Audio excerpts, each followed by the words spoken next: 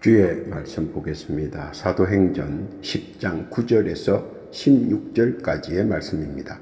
주의 말씀 천천히 봉독하겠습니다.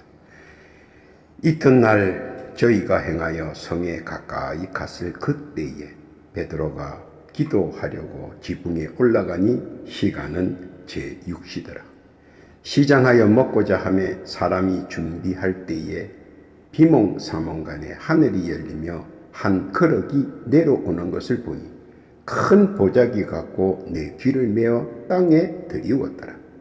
그 안에는 땅에 있는 각색 네 발 가진 짐승과 기는 것과 공중에 나는 것들이 있는데 또 소리가 있어되 베드로야 일어나 잡아먹어라 하거늘 베드로가 가로되 주여 그럴 수 없나이다. 속되고 깨끗이 아니한 물건을 내가 언제든지 먹지 아니하였삼나이다 한데 또 두 번째 소리 있으되 하나님께서 깨끗게 하신 것을 내가 속되다 하지 말라 하더라.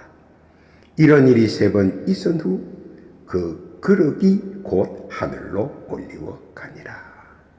아멘. 기도합니다. 하나님 아버지 감사합니다. 복되고 귀한 날 허락하시고 이 시간 복된 말씀 듣기를 원합니다. 주여 복된 말씀 허락하여 주옵시고 은혜의 장중에 거하게 하여 주옵소서. 특히 주의 뜻과 섭리와 영광만 나타나는 복된 시간 되게 하여 주옵소서. 시종을 주 앞에 의탁하오며 우리 구주 예수님의 이름으로 기도하옵나이다.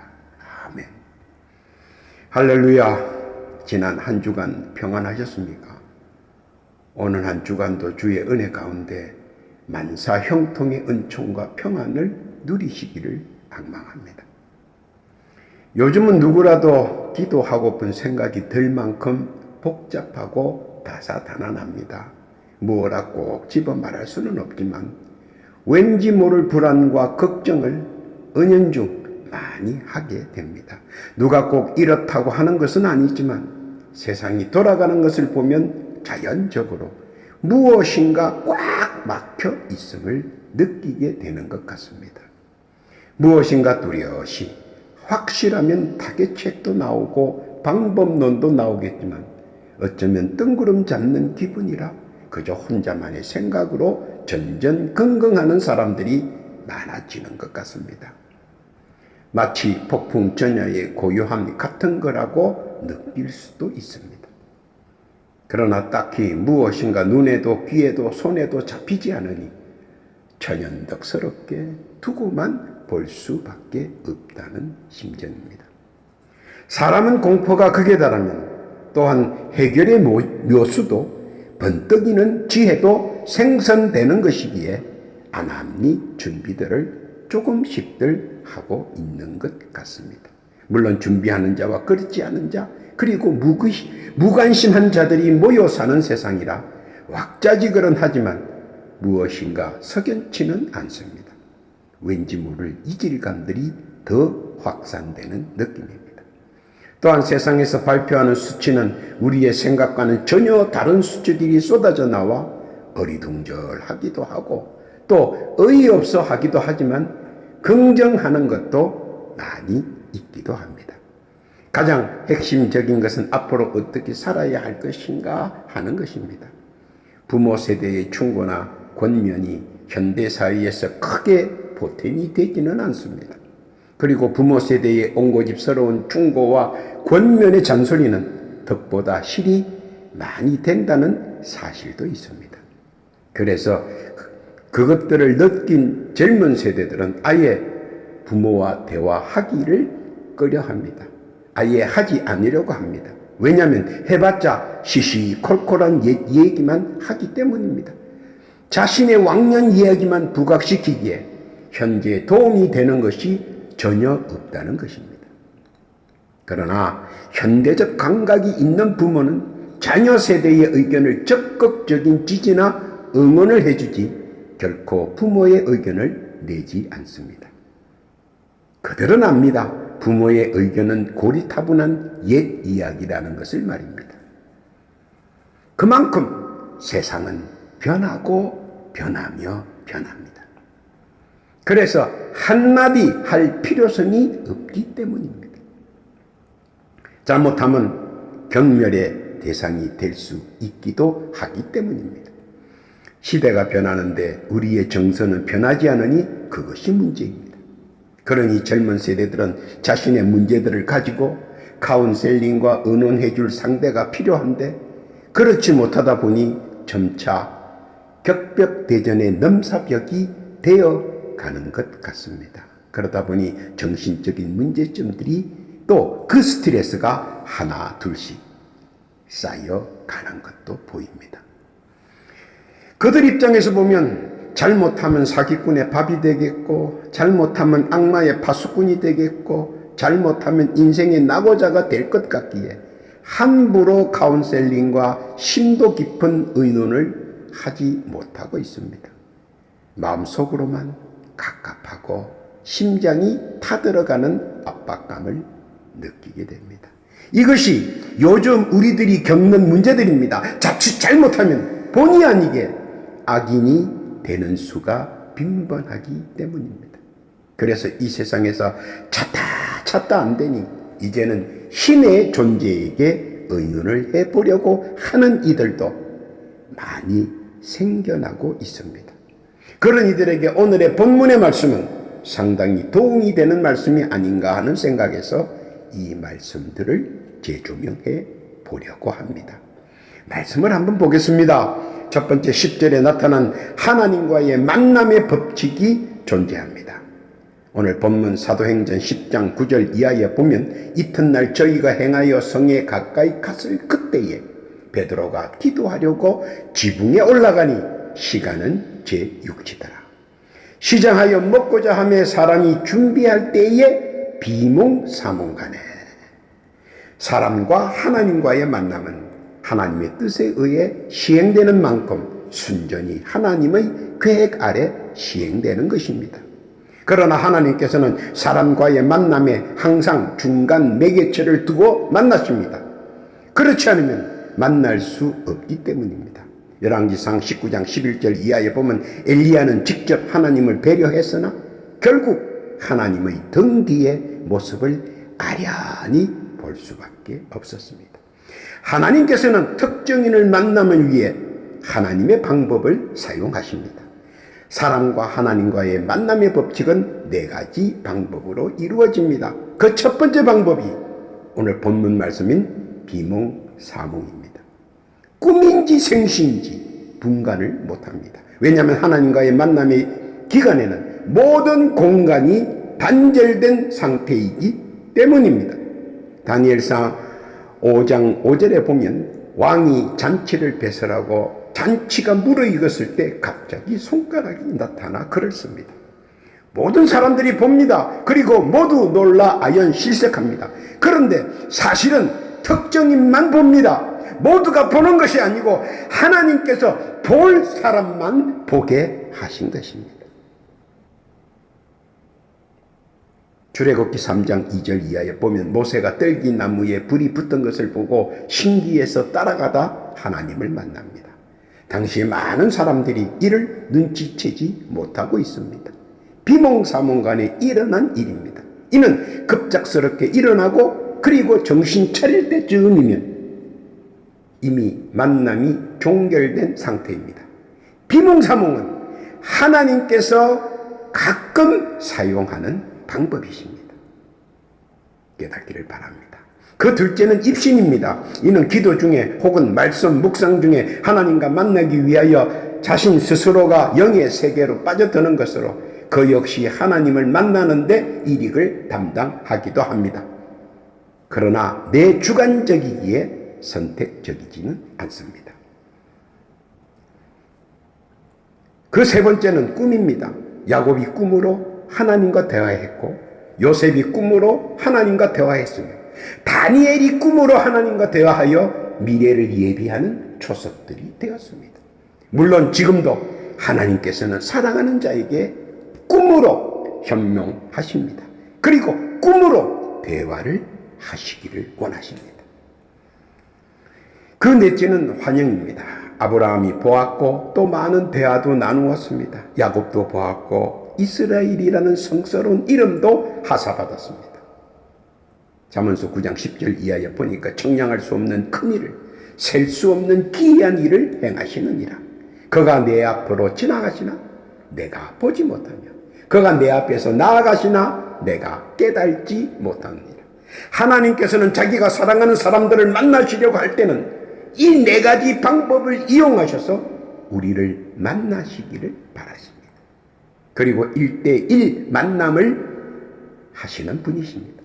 진정으로 뵙기를 원하면 언제 어디서라도 만나 주십니다. 그러므로 나의 신앙의 절개와 믿음의 일편단심, 그리고 말씀 순종자는 하나님께서 늘 주시하시고 주지하고 계시다는 것을 믿으시기를 바랍니다. 진정한 주바라기로 주와의 자주 만남이 극대화되시기를 바랍니다. 바로 이 네 가지 만남의 법칙에 의해서 말입니다. 깨닫기를 바랍니다. 둘째는 13절에 나타난 하나님과의 대화의 법칙입니다. 오늘 본문 사도행전 10장 13절 이하에 보니까 또 소리가 있으되 베드로야 일어나 잡아 먹어라 하거늘 하나님께서는 우리와 대화를 하시려고 하십니다. 보통 네 가지 방법으로 대화하시기를 원하십니다. 아브라함에게, 야곱에게, 요셉에게, 모세에게 대화를 직접 하셨고, 이상한 느낌을 받은 바울의 착고가 풀리고 감옥문이 열리고 알 수 없는 불빛이 가는 길을 인도합니다. 바울은 마냥 따라갑니다. 바울은 천둥 번개의 내성으로 주와 대화를 나누었습니다. 아나니아에게 감동을 주시며 자신의 역할을 감당케 했습니다. 하나님께서는 대화의 법칙을 사용하십니다. 그 첫째는 소리입니다. 그 둘째는 느낌에 의한 인식과 인지입니다. 그리고 그 셋째는 감동에 의한 깨달음입니다. 그 넷째는 뇌성에 의한 자연적 이해입니다. 하나님께서는 자기 백성에게 분명히 여러 가지 대화의 방법을 통해 말씀하시기를 원하십니다. 하나님께서는 자기가 사랑하는 자에게 암시를 주시고 비전을 주시고 꿈을 주십니다. 왠지 모르게 가슴이 뻥 뚫힌 것 같고 마음이 시원해집니다. 왜냐하면 하나님이 그렇게 해 주셨기 때문입니다. 욥기서 5장 8절 이하에 보니까 나 같으면 하나님께 구하고 내 일을 하나님께 의탁하리라. 하나님은 크고 청량할 수 없는 일을 행하십니다. 기이한 일을 셀 수 없이 행하시나니 서로 통하지 않아서 그렇지 하나님께서는 날이면 날마다 시간마다 사건마다 사사건건 영혼과 하나님의 방법을 통해 우리에게 말씀을 전달하시려고 하십니다. 기도 중에 묵상 중에 받으시기를 간절히 바라십니다. 또한 어렵고 힘들 때 청언하시기를 원하시며 간구하시기를 바라십니다. 세상에는 하나님의 말씀을 집행하기 위하여 삼라만상이 준비하고 예비하고 대기하고 있기 때문입니다. 그래서 하나님께서는 우리가 그 부분을 깨닫기를 바라십니다. 모든 것 준비하고 말입니다. 창세기 22장 1절 이하에 보면 아브라함에게 모리아 산에서 이삭을 바치라고 했을 때 이미 수양을 넝쿨에 묶어놓고 기다리고 계셨습니다. 창세기 22장 12절 이하입니다. 사자가 가라사대 그 아이에게 내 손을 대지 말라. 아무 일도 그에게 하지 말라. 내가 내 아들 내 독자라도 내게 아끼지 아니하였으니 내가 이제야 내가 하나님을 경외하는 줄을 아노라. 아브라함이 눈을 들어 살펴본 적 한 수양이 뒤에 있는데 뿔이 수풀에 걸렸는지라 아브라함이 가서 그 수양을 가져다가 아들을 대신하여 번제로 드렸더라. 아브라함이 그 땅 이름을 여호와 이레라 하였으므로 오늘까지 사람들이 이르기를 여호와 산에서 준비되리라 하더라. 여호와 이레 Provide Lord, 예비하시는 하나님, 지금도 넝쿨에 재물을 묶어놓고 우리를 기다리고 계신다는 사실입니다. 깨달고 믿으시기를 바랍니다. 세 번째 보니까 14절에 나타난 하나님의 교류의 법칙입니다. 사도행전 10장 14절 이하입니다. 베드로가 가로되 주여 그럴 수 없나이다. 속되고 깨끗이 아니한 물건을 내가 언제든지 먹지 아니하였삼나이다 한데 하나님께서는 하나님의 판단과 사람의 판단 사이에 많은 오류와 이해력의 차이가 있는 것을 아십니다. 하나님은 하나님 판단에서 교류를 원하시고 사람은 사람의 유전과 세상의 유전을 기본으로 하나님과 교류를 하려고 합니다. 그러다 보니 자연 많은 간격과 차이와 그리고 이해 불가가 나타날 수밖에 없습니다. 그러나 우리는 이를 극복해 나가야 합니다. 믿음으로 말입니다. 어렵고 힘들지만 하나님 편에서 이해하고 알아나가야 한다는 것입니다. 신의 존재를 부정하는 사람은 아무도 없습니다. 무신론자도 신은 없다고 말하지는 않습니다. 그들은 단지 신이 떠났다고 말할 뿐입니다. 그런데 사람의 유전과 세상 유전을 진리로 착각하는 경우가 심심치 않게 많다는 사실입니다. 사람의 유전과 세상의 유전은 세월의 변천사로 인하여 변형되고 굴절됩니다. 어제의 좋은 것이 오늘 공공의 적이 될 수 있고 어제의 공공의 적이 오늘 좋은 우군이 될 수 있는 것이 세상에 의한 변천으로 영원 무궁의 굳은 결이 같지만 결국은 변하고 만다는 사실입니다. 세상의 다수결의 진리라는 것과 평등의 진리라는 사람이 만든 진리는 언제나 뛰어난 자들의 전유물에 불과한 것이고 이에 어눌한 자는 언제나 패배의 의식 속에서 강요된 편파적 굴절된 해석 방법에 따라 벗어날 수 없는 올무 속에서 허덕이는 것과 같을 수 있습니다. 그리고 그것이 마치 세상의 참된 유전으로 포장하여 보편적 강요와 차원 높은 철학으로 궁색한 말장난을 하지만 결과적으로는 의진 사람들을 궁지로 내모는 악의 축으로 발전시키고 있다는 것입니다. 처음에 사탕 발리는 그 맛이 좋지만 그 후에 묻어나오는 쓴맛으로 허둥대지만 결국 눈치 보는 이기심과 조그마한 자존심으로 말을 못하고 세상 유전에 따르는 모순을 안고 살아갑니다. 지금이라도 하나님의 말씀으로 자신의 근본적인 자기의 믿음이 다시 제자리로 돌아와야 한다는 것입니다. 여호수아 1장 9절에 보니까 내가 내게 명한 것이 아니냐. 마음을 강하게 하고 담대히 하라. 두려워 말며 놀라지 말라. 내가 어디로 가든지 내 하나님 여호와가 너와 함께 하느니라 하시니라. 그것만이 다시 영육간의 힘찬 내일을 설계할 수 있기 때문입니다. 주께서는 오늘도 사람들의 유전과 세상의 유전에 심취해서 떠나 자기가 사랑하는 자들이 다시 주의 품으로 주의 말씀으로 돌아오기를 바라십니다. 그것만이 앞으로 우리의 인생이 누림의 세상을 만날 수 있고 지상 천국을 만끽할 수 있다는 것입니다. 그래서 주님은 오늘도 교류의 법칙으로 우리가 주의 품으로 다시 돌아오기를 기다리고 계신다는 사실입니다. 깨닫기를 바랍니다. 네 번째 15절에 나타난 하나님과의 진리의 법칙입니다. 오늘 본문 사도행전 10장 15절입니다. 또 두 번째 소리 있을 때 하나님께서 깨끗게 하신 것을 내가 속되다 하지 말라 하더라.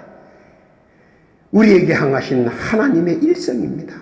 말씀을 인간하게 바탕을 둔 해석 방법이나 세상의 정치적 상관관계에서 파생된 입장에서 만들어진 세상 유전에 대한 하나님의 경고일 수 있다는 사실입니다. 하나님은 오래 참으시지만 일단 회초리를 들고 막대기를 들면 절대 변경치 않으시고 집행하신다는 사실을 우리는 성경을 통해 알고 있는 사실입니다. 오래 참으신다고 용서한 것은 결코 아니라는 사실입니다. 지켜보고 가만히 있다고 해서 그 길을 찬성하는 것은 더더욱 절대 아니라는 것입니다. 말씀에 의해 굴절된 것은 반드시 굴절된 만큼 응분의 대가를 치러야 한다는 저희가 깔려있다는 사실, 잘 알고 있어야 한다는 것입니다. 시편 32편 8절 이하에 보니까 내가 너의 갈 길을 가르쳐 보이고 너를 주목하여 훈계하리로다. 일단 훈계와 징계가 시작되면 걷잡을 수가 없을 만큼 추워도 용서나 감면, 사면은 절대 없다는 것을 분명히 알아야 합니다. 그래서 하나님께서는 우리에게 일성을 하십니다. 사도행전 오늘 본문의 사도행전 10장 15절의 말씀입니다. 두 번째 소리 있으되 하나님께서 깨끗게 하신 것을 내가 속되다 하지 말라 하더라. 반복적 강조는 절대 용서가 없다는 뜻을 내포하고 있으며 감면이나 사면도 절대 있을 수 없다는 경고가 포함되어 있다는 것을 잘 인식해야 합니다. 해초리와 막대기가 내게 향해 오면 결코 피할 수가 없기 때문입니다. 그러므로 지금이 더더욱 하나님과 함께 할 때라는 사실을 잘 알아야 합니다. 하나님께서는 하나님의 진리를 지키며 하나님과 함께 하기를 원하십니다. 깨닫기를 바랍니다. 결론입니다. 하나님의 말씀을 강조에 강조를 더한 것은 권위의 말씀이며 꼭 지켜나가야 한다는 말씀을 강조하신 것입니다. 오늘 본문 마지막 절입니다. 사도행전 10장 16절입니다. 이런 일이 3번 있은 후 그 그릇이 곧 하늘로 올리워 가니라. 믿는 성도들을 향한 하나님의 뜻을 은연중 표현하신 것입니다. 3번이란 말은 꼭 기억하고 지키고 순종하라는 엄한 하나님의 뜻이 숨겨져 있습니다. 3번의 이유가 무엇입니까? 그 첫 번째는 사람의 생각과 유전을 하나님 말씀보다 앞세우지 말라는 뜻입니다. 많은 사람들은 사람이 만든 지상천국과 유토피아를 요구하고 있습니다. 부질없는 짓인데 말입니다. 제 생각에는 하고 하나님의 말씀에 정면 충돌을 하는 측면들이 많이 나타나고 있습니다. 자기 생각보다 위에 하나님의 말씀을 두라는 첫 번째 말씀입니다. 아브라함은 자기 생각보다 하나님의 말씀을 믿고 지키고 순종함으로 만민의 아버지 아브라함으로 불리우게 되었다는 사실을 알아야 합니다. 내 생각에는 지금 세상의 법칙으로 보았을 때 어긋남이나 이해할 수 없을지라도 하나님의 말씀을 믿고 지키고 순종하라는 권면의 말씀입니다. 깨닫기를 바랍니다. 두 번째 거듭된 말씀은 사람들이 모인 집합체나 연합체의 일들이 말씀과 명백한 어긋남이 있고 상반된 것이라면 어떠한 불이익을 감수해서라도 단호히 배격하고 말씀을 따라야 한다는 것입니다. 지금은 조금 아쉽고 고통스럽고 괴롭더라도 분명 자기의 결단에 확신의 결과들은 세월의 인고 속에서 극명하게 나타내 보여진다는 사실입니다. 칠전팔기와 썰물처럼 밀려오는 풍성의 파고는 황금빛 내 시대의 은총과 은혜의 절정인 것입니다. 이것이 하나님의 진리이며 언약의 말씀이기 때문입니다. 이것이 두 번째 권면의 말씀입니다. 세 번째 확고한 말씀은 천국이 좋다 말하면서 세상에 안주하기 위하여 유토피아를 건설하고 말씀과 반대되는 일들로 자기의 유익을 극대화시키는 자들에게 향한 마지막 경고의 일성입니다.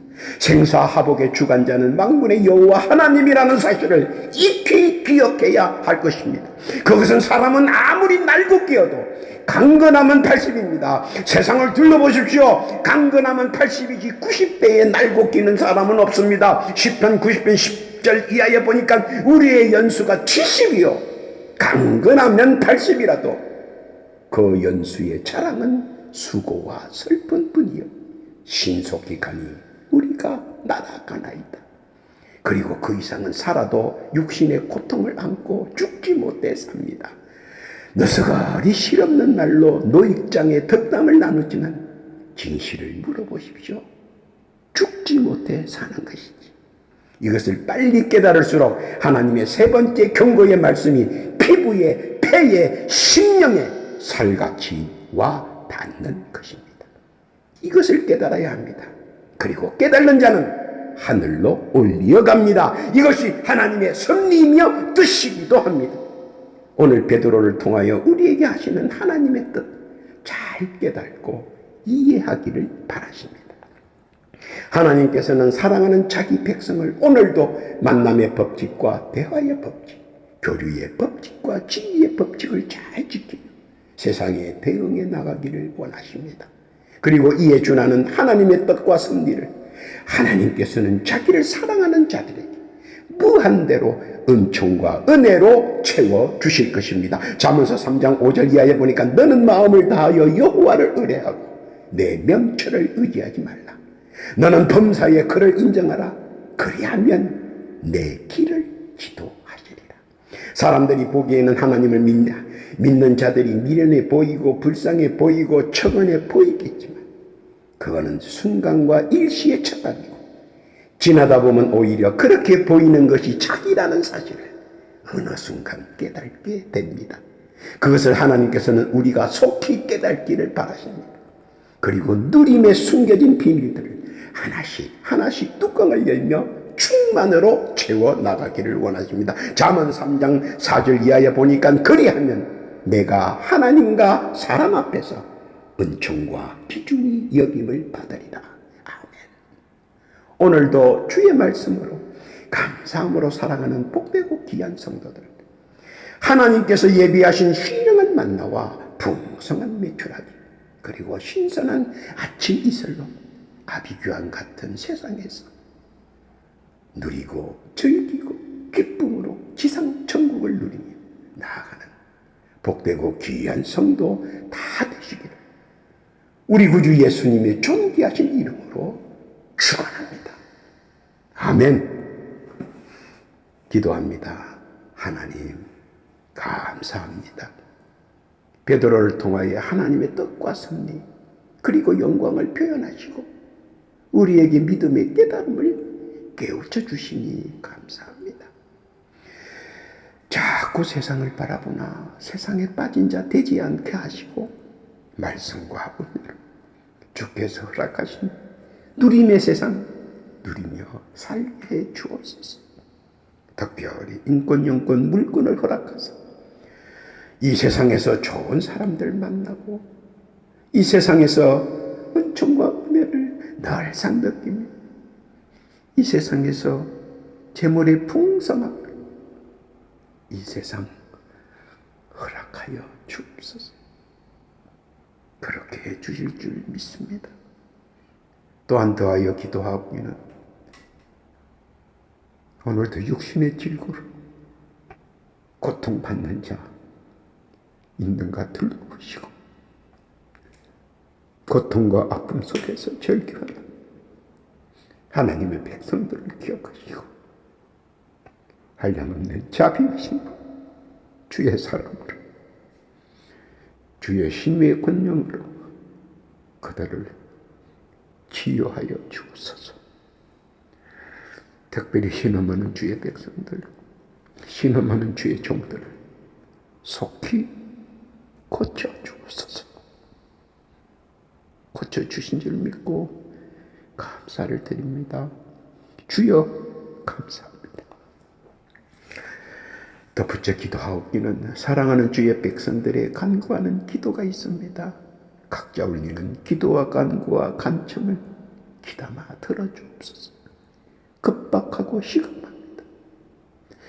하나님 각자가 올려드린 기도의 제목 온전히 주 앞에 상달되게 하시고 작은 것 하나까지 소소한 것 세세한 것까지 다 응답 내려 주옵소서. 간구하는 기도에 역사하는 힘이 크다는 것을 믿사오니 그렇게 응답해 주실 줄 믿습니다. 모든 기도의 도구가 온전히 주 앞에 상달되며 응답 내려주실 줄 믿사오며 우리 구주 예수님의 이름으로 기도 올리옵나이다. 아멘.